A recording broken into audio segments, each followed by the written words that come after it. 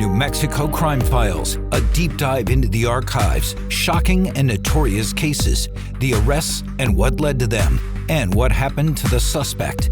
Here are your hosts, Dean Staley and Jessica Garate. Welcome to another episode of New Mexico Crime Files. I am KRQE News 13's Dean Staley, along with my friend and my co-anchor, the talented Jessica Garate. Thank you, Dean. Always fun to be here. Yeah, good to be here. We get a crazy one to start off today. We do, and this is a story I did back in a year ago in January 2024, and this is one that you're having your head shake because it's just, this guy, the cop is trying to pull over this guy, and he makes things 100 times worse. The cop was worried about him because of the way he was driving in the snow. Yeah. Tries to pull him over, and of course, this guy isn't giving up. Turns out he's a convicted felon, decides not to give up. And as you mentioned, they never get away, which is the crazy part. They put everyone at risk. They put the officer at risk. This is one of those just maddening ones for that very reason. So this is the story of Diego Talamontes, state police officer, tried to make a traffic stop, and it ended up in, again, a high-speed chase down a dark, snowy dirt road. And then when police check his car out, they realize why he wanted to run, when they're just like, hey, we were just trying to see if you were okay. We saw you spinning a little bit in this, Yeah, then it all makes sense. Yes. Here's the story. You're going to get tased. You're going to get tased. Stop. A state police officer finally catches up with this suspect on a remote county road in the middle of the night in early January. 12 minutes earlier, Officer Eric Jackson notices the white sedan traveling on a spare tire along I-25 near Santa Fe, swerving in and out of the lane, making what the officer describes as the distinct sound of a vehicle without its catalytic converter. Lights and sirens blaring, the officer tries to pull over the car, which pulls off an exit, but instead of stopping, the driver loops around and gets back on the interstate. This chase continues at speeds of more than 110 miles per hour. 7 minutes into the pursuit, the driver, still swerving, exits the freeway again. But if the officer thinks the driver is about to give himself up, he can think again. The chase continues down a snowy Waldo Canyon road. The asphalt gives way to dirt, but the driver pushes ahead for another several minutes before one of the icy curves proves too much to navigate, and the car crashes into a ditch. The man in the driver's seat, identified by police as the car's owner, Diego Talamonte, scrambles for a black bag. Don't, freeze! Then takes off running down the dirt road. Come, stop! You're gonna get tased! The officer catches up with Talamonte crawling under a barbed wire fence. You're gonna get tased! Stop! Talamonte is taken into custody. Officers search him and the car, turning up a gun, which as a convicted felon, Talamonte is not supposed to have, along with fentanyl, meth, cocaine, a scale, and $3,500 in cash. Why? I was just going to ask you about your donut, and you're not maintaining your lanes of travel. Well, you're scaring me with your life. Jessica Garate, KRQE News 13. All right. First of all, just insane that you have, and this happens all the time, you've got a criminal, a convicted felon in this car who says, oh, I was afraid of you, or I was, no idea the kind of chaos they're creating out in the field. And I want to say, what's it like to be a state cop in this state? These are some brave people. When you think about, you're chasing this guy, not only is he driving dangerously on the highway, but then he gets off and takes you down a dirt road into the middle of nowhere. And he knows you're an officer. So you got to think, wow, this guy, whoever's in this car or woman, knows that I'm an officer and has no problem fleeing from me and then driving out in the middle of nowhere. This seems to me like just a terrifying scenario. So glad the officer's fine after tasing to get the suspect in custody. But also remember, if you're a New Mexico State cop, in the middle of nowhere, it may be a half hour before people show up to help you, or longer, maybe an hour in New Mexico. This is a big state, and when you're driving out in the middle of nowhere, you just don't know. So I'm so happy that we had a decent outcome here. And just the way he has to maneuver all of these moving pieces, where they're flying by a semi-truck. This guy is weaving in and out of traffic. I mean, at any second, something could go terribly wrong to the officer, to other drivers on the interstate. And so just having to deal with that kind of situation takes a lot of courage, and kudos to them for doing this. And like, as you mentioned, just being out on that dirt road, and you don't know if this guy is armed. You don't know why he's running. Obviously, he's running for a reason. It's dark. Yep. Yeah. And also, we as reporters, Jess, like to hold police, we like to hold their feet to the fire, especially when there's a police shooting. Was it justified? Was there too much force used? This is really common these days. This officer could have shot this suspect, right? Could have done way worse, right? Really used the minimal amount of force to take this person into custody, leading up to the taser. And even then, a lot of warnings saying, hey, I'm going to tase you. This is going to happen. Please give up. So really, you want to see professionalism. This is a great case. Absolutely. Talamonte is facing a long list of charges, as you can imagine, including drug trafficking, being a felon with the gun, and fleeing an officer. Court records show Talamonte pleaded guilty to aggravated assault in 2019 after trying to force his way into someone's home, posing as a police officer. So again, this guy has just caused a ton of problems in our state. Some scary behavior. Yeah. Talamonte also took a plea deal in September of 2024, was sentenced to 2.5 years in prison, all of which was suspended pending he would not get in any more trouble. Right. Since then, he has violated his probation 4 times by testing positive for drugs, multiple times, including in 2025. So far, he's still on probation. And this is one of these cases that just really frustrates you, and what's going on. Yeah, what does it take to drag someone like this back to jail or to prison, to say, okay, you've had enough opportunities, you've had enough chances, now you're going back to jail. He's still on probation after all of this. Yeah. And it's just one more move, this guy is going to really hurt somebody. Like, he's breaking into homes, he's traveling and traveling at high rates of speed on the interstate, weaving in and out of traffic on a donut. This guy is just an accident waiting to happen, and he's still out on probation. Yeah, so. And in terms of drug charges too, you just don't know. Like, this doesn't seem like someone who's able to get help and get, whatever his issues are, to solve them. Yeah. So, all right. So the next case is another one of these scary chases, but this time it's a pursuit on I-25 going the wrong way on the interstate. It's always a scary move. We'll be right back. And welcome back, everyone. So this next story involves another scary chase down the freeway. This is as Santa Fe police chase a man they say forced a woman into his car. This is how it all started. Right. And this is scary because it's a possible abduction. So people had noticed, they thought, hey, I think we just saw this man force this woman into the car. Police, within minutes, were able to find that suspect. His name is Nathaniel Bueno Diaz. And then he heads down Cerrillos and then onto I-25. And this happened back in March of 2022. Story by Dean Staley. Right. So let's take a look. A wrong-way chase barreling down I-25 toward Albuquerque. After waiting for a break in oncoming traffic, police seized their chance, ramming the car, sending it careening into the cable barrier in the median. Oh yeah, Tahoe is going to be blue, Nissan Altima. Santa Fe police were on the lookout for the Nissan a couple of weeks back after witnesses believed they saw a man force a woman into a car outside a TJ Maxx. You can see the female in the passenger seat, is that correct? Within minutes, the driver was heading down Cerrillos onto I-25, weaving in and out of traffic and avoiding spike belts. We're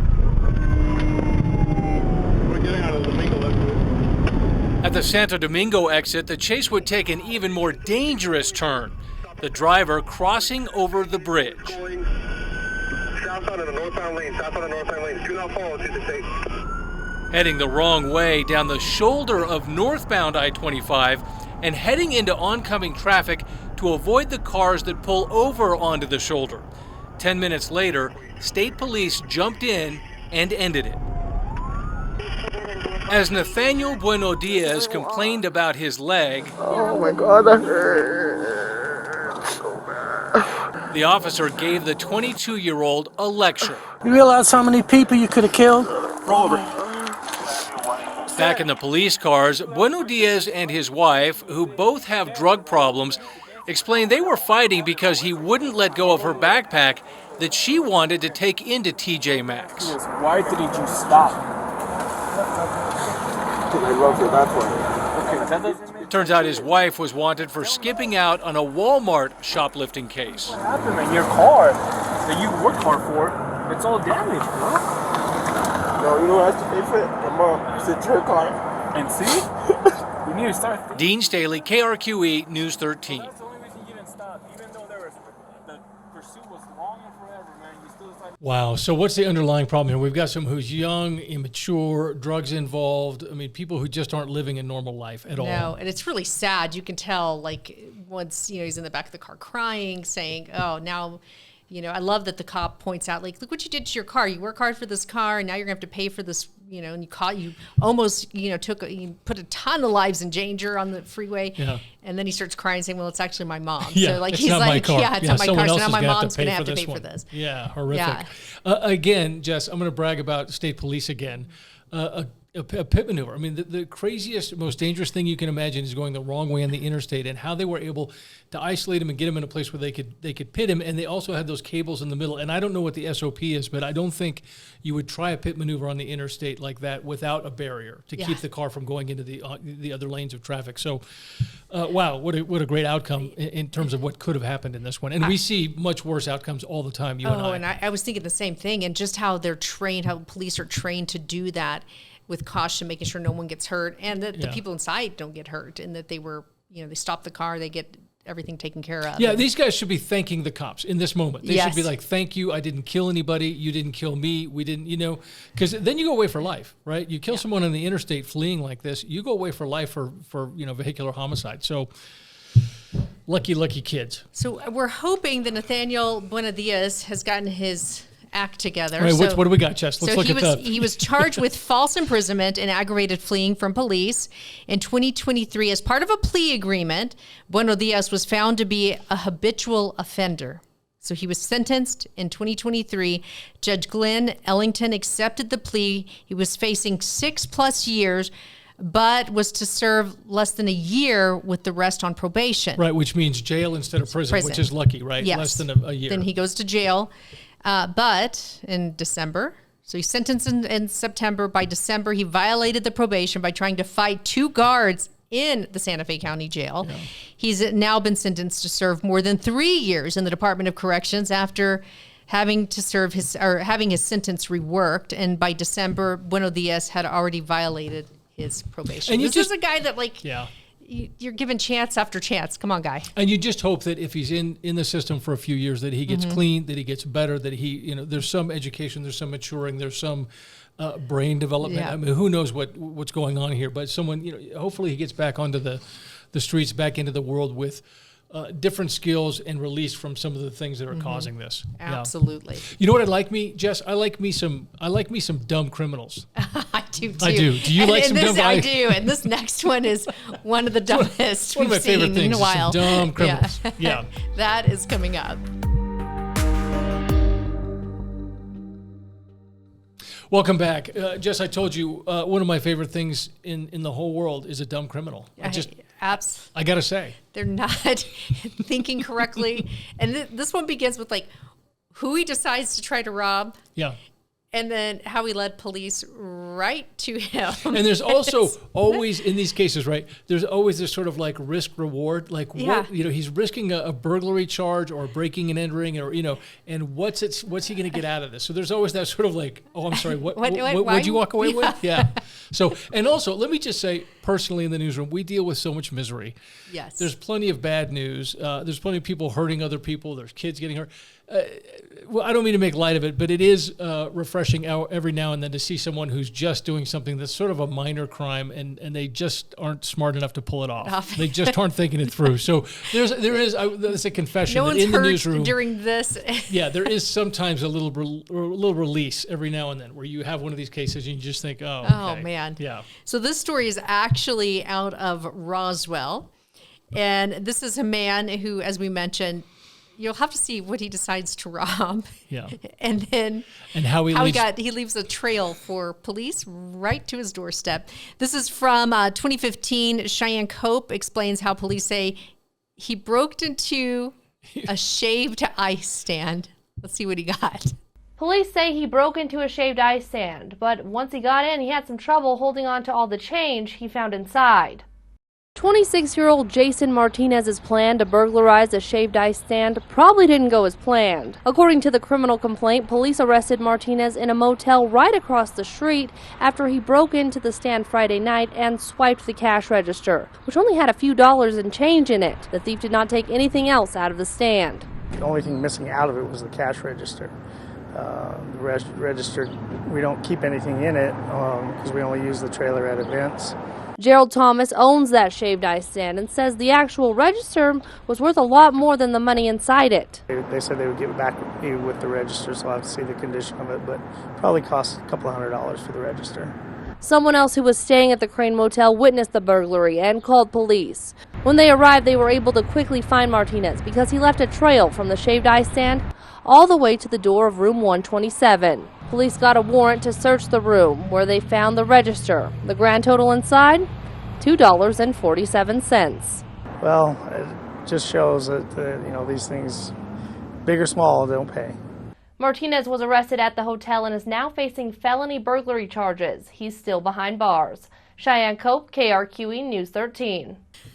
All right. Like, you can't help but to laugh about this one. Yeah. Like, you have a guy who decides to target a snow cone stand. I mean, come on. Yeah, Like, you're hitting the snow cone stand pretty hard, hoping for the treasure chest. Yeah. And it turns out the poor owners, like, the register that he stole cost more than what was in there. Yeah. Like, now I've got to replace this register.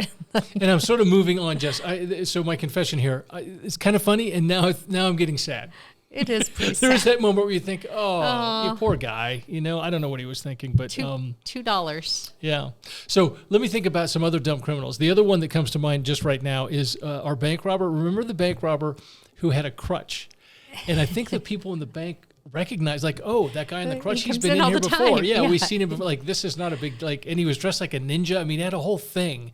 But I think he thought he was disguised, but then he hobbles out on his crutch, which he'd had his whole life. This was not like, I just hurt my leg.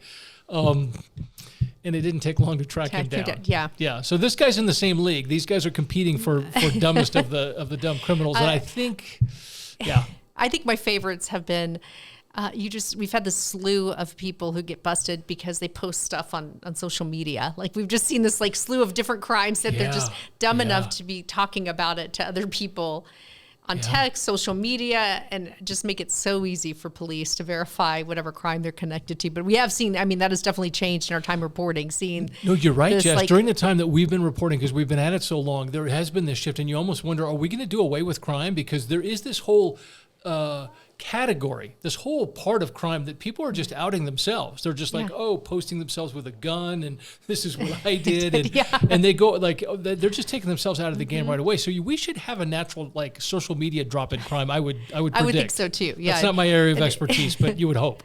And then plus just technology, like how far we've come. There's cameras everywhere. We can ping your cell phone. Yeah. Pretty hard to pull off. How do you pull with Ring cameras? Why does anyone do a burglary these days? You would think that by the time you get in the house, the cops are on their way, or the homeowners on the way. Yeah, so we'll see. Let's stay hopeful. Let's stay hopeful. Okay. Yeah. So Martinez was charged in 2015. He was released pending trial in August, but was picked back up in September for violating conditions of his release. And then in 2016, he pled guilty, was sentenced to 18 months in prison, but once again, once he got out, he had been arrested 5 more times on burglary and drug charges. And this goes back to that just discouraging thing. You think, here's someone who's is it an addict? I don't know what, he's just looking for money, a little bit of money, moment to moment, maybe to get some dope. I mean, that's kind of an ugly, sad thing. So hopefully this is a person who at some point gets into a diversion program, gets some help, gets off of this stuff. Yeah. And in the meantime, he's going to be bothering everyone, breaking into kind of petty crime stuff. I always wonder if he watches these stories and watches the story on him. And if there's any self-reflection there, that's not a good look. What happened? Yeah. All right. Okay. So it's been another great episode of New Mexico Crime Files, Jess. Absolutely. It was a pleasure. Yeah. Lots of fun on this last one. And, of course, we'll bring you some more crimes next week. We promise more drama and more dumb criminals. Yes. We'll see you next time.